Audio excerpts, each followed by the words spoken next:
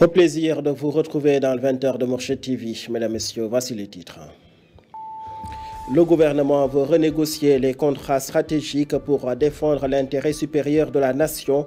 Le chef de l'État en Conseil des ministres a engagé son gouvernement à mobiliser les mécanismes publics de solidarité nationale pour atténuer les dégâts des inondations. Les services d'hygiène de Dakar lancent aussi une vaste campagne de saupoudrage des zones inondables.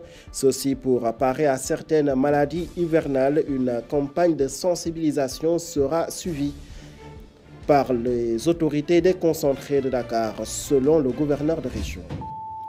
L'utilisation du gaz butane contribue au développement du pouvoir d'achat, notamment en milieu rural où la ressource est quasi inexistante. Oryx Sénégal Gaz porte le plaidoyer en prélude du Expo Dakar GPL prévu du 18 au 19 juillet prochain à Diamniadio. Voilà le sommaire. Tout de suite, le développement.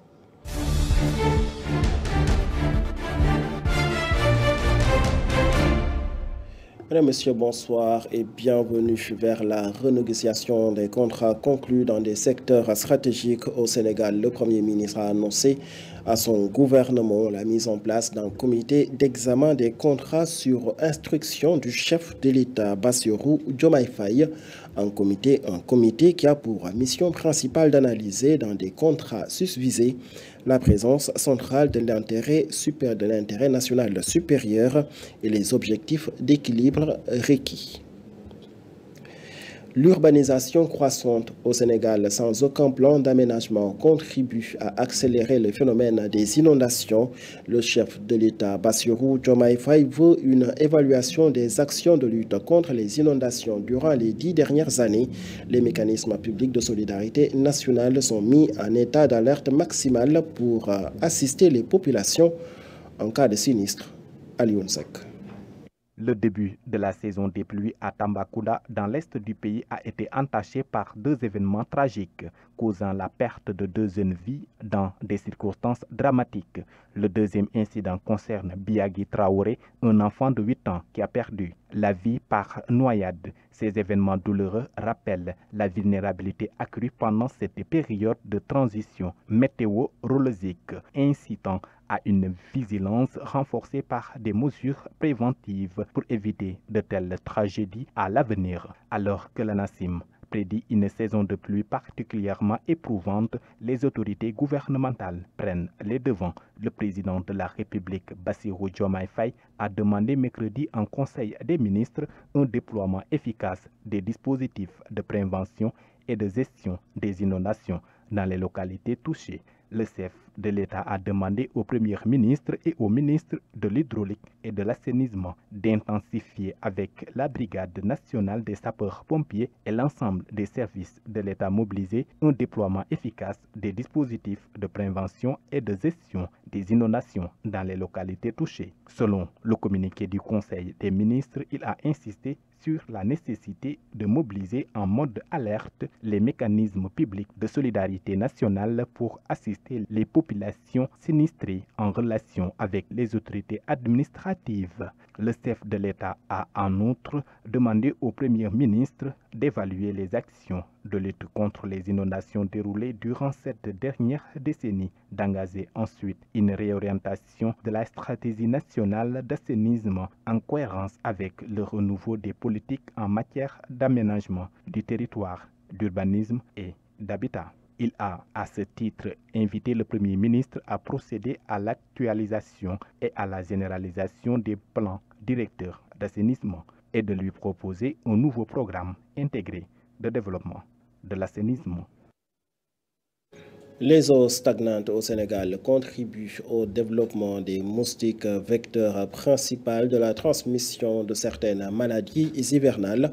C'est pourquoi la brigade départementale des services d'hygiène de Dakar a lancé une vaste opération de saupoudrage des zones inondables pour parer à l'éventualité d'une épidémie du paludisme. Elle sera accompagnée par un vaste programme de sensibilisation sur les règles d'hygiène à adopter dans cette période hivernale, a signalé le chef de la brigade départementale des services d'hygiène, j'y arrive, de Dakar, Maodo Malik Diop. Donc ces opérations sont, comme je l'ai dit tantôt, vont consister effectivement à faire des visites à domicile. Ces visites à domicile-là qu'on va surtout renforcer au niveau des zones inondables pour leur expliquer vraiment comment préserver, n'est-ce pas, comment en tout cas observer les bonnes pratiques d'hygiène. Donc l'innovation de cette année, c'est qu'on va utiliser des drones, et ça aussi j'en profite vraiment pour remercier Flubert Aérospatial, je crois que c'est comme ça. Donc il a bien voulu mettre à notre disposition quelques drones qui ont déjà fait la cartographie de tous les sites, n'est-ce pas, de tous les bassins en tout cas de rétention qu'on devait traiter. Donc ça a été fait. Donc, mais aussi on va les utiliser, ces mêmes drones-là, pour faire vraiment des frappes chirurgicales, si je peux l'appeler ainsi. Parce que ça nous permet vraiment de traiter avec exactitude, n'est-ce pas, les gens. Et là, c'est des produits qu'on va utiliser. C'est vrai que c'est des produits qui sont homologués, mais c'est des produits quand même qui peuvent avoir des effets néfastes, n'est-ce pas, sur l'homme et sur l'environnement. Donc ce qui fait que, bon, là, on va demander vraiment à la population, pendant le saupoudrage, de bien vouloir rester chez eux, c'est important, et de couvrir vraiment tout ce qui est aliments, tout ce qui est canaries, en tout cas, sources d'approvisionnement en eau. Là, c'est important, et de retenir surtout les enfants.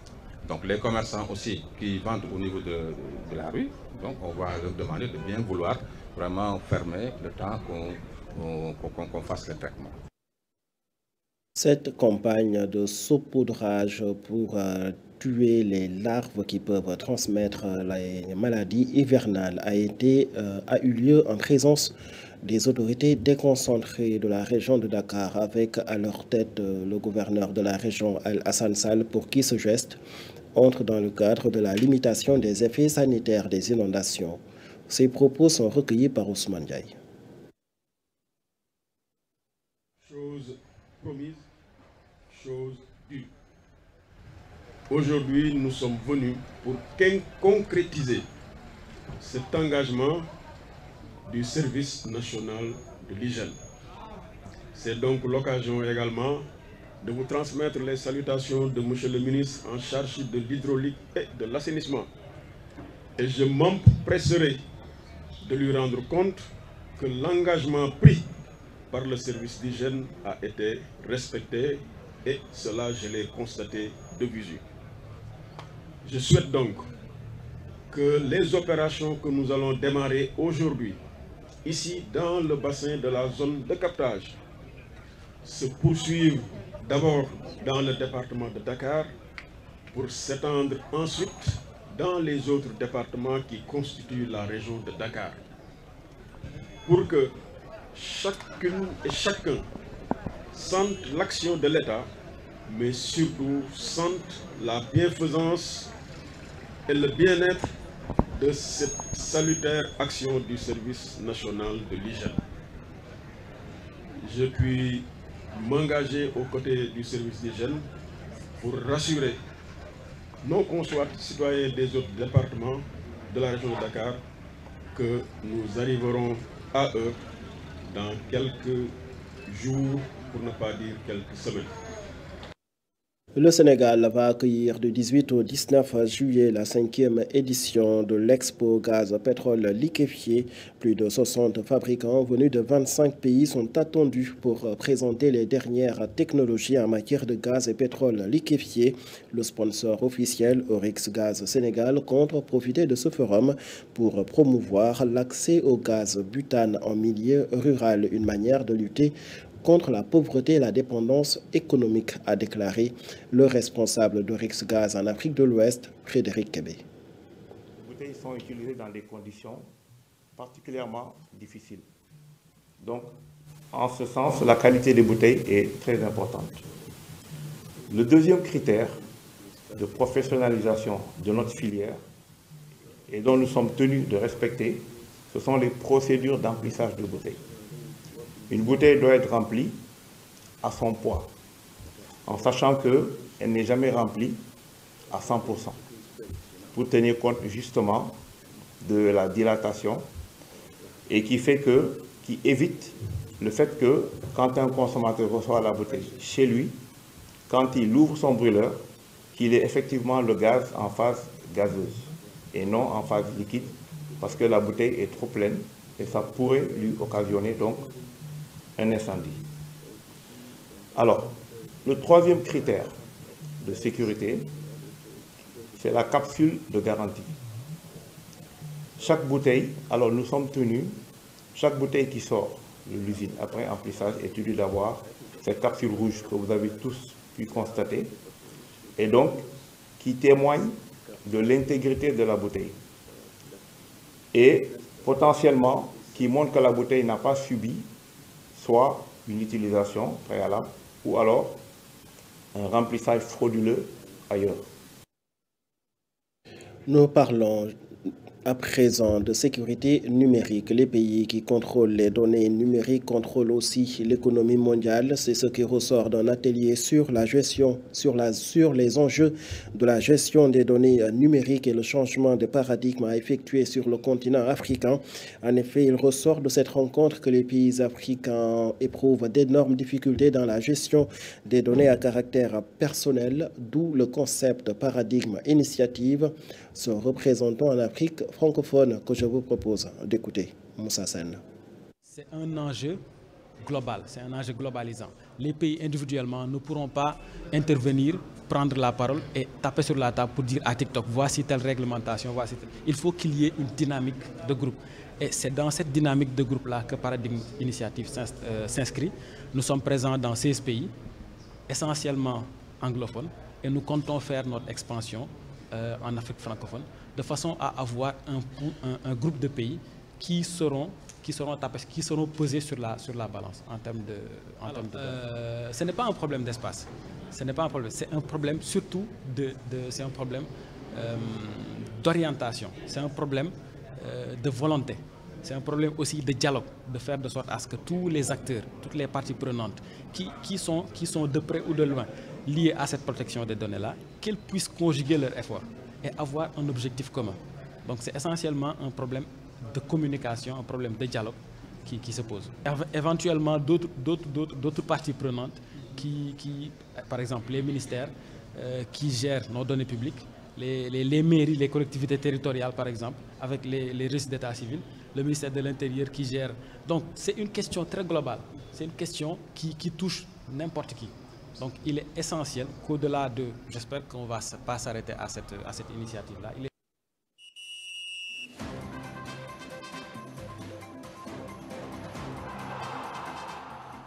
En sport, Coupe du Sénégal 2024, Génération Foot sacré champion chez les moins de 17 ans et le Jaraaf de Dakar champion chez les moins de 20 ans. Une belle ambiance lors de la tenue de ces deux rencontres hier dans un stade de Grand Yoff avec des supporters venus soutenir leurs équipes, ce qui montre que le football local crée des sympathisants avec cette forte mobilisation constatée par le président de la Fédération sénégalaise de football, Maître Augustin Senghor, qui appelle à une large mobilisation des férus du football local samedi prochain lors de la finale de la Coupe du Sénégal senior au stade Abdoulaye Wade de Diamniadio. Des images de la Fédération sénégalaise de football.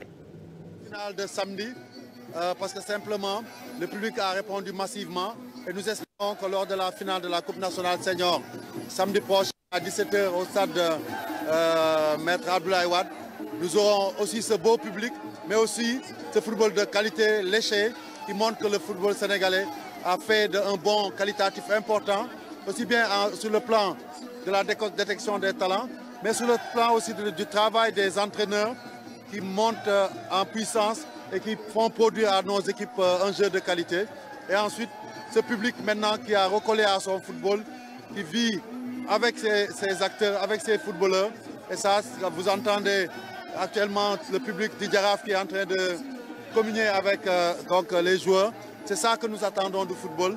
Et cette vitalité-là doit aller crescendo, doit grandir pour que le Sénégal retrouve ses lettres de noblesse en ce qui concerne le football local. J'ai toujours l'habitude de faire référence aux grandes finales qu'on connaissait au stade Demba Diop il y a plus d'une dizaine d'années ou même plus d'une vingtaine d'années. Il faut qu'on renoue avec ça. C'est ce côté festif du football lors des grandes occasions du football, des grandes fêtes du football local.